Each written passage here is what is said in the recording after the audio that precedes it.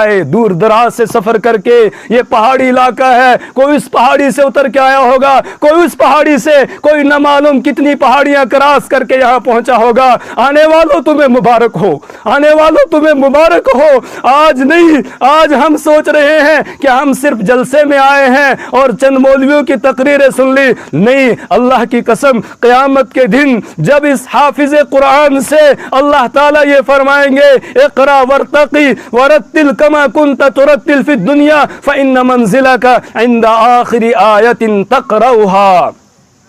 اس حافظ قرآن سے کہا جائے گا اقرا، پڑھتا جا،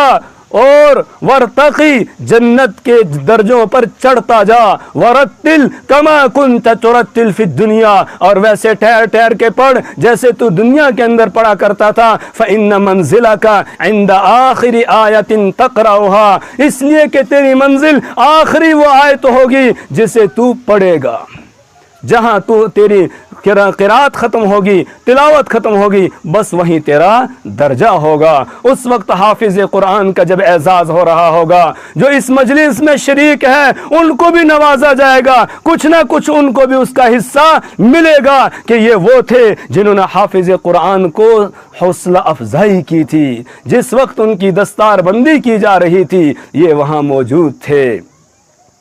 آپ کے اس علاقے نے سیرت کی کتابوں میں جو پڑھا اور پھر اللہ نے آنکھوں سے بھی دکھایا، وہ مکہ کی پہاڑیاں، وہ مدینہ منورہ کے مناظر، وہ سب سامنے آگے کہ اس وقت بھی اللہ کے محبوب محمد عربی صلی اللہ علیہ وسلم کی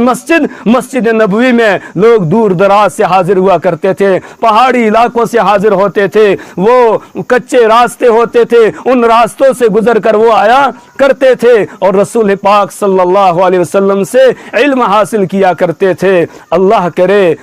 کرے کہ وہ نسبت کچھ اللہ ہمیں بھی نصیب فرمائے۔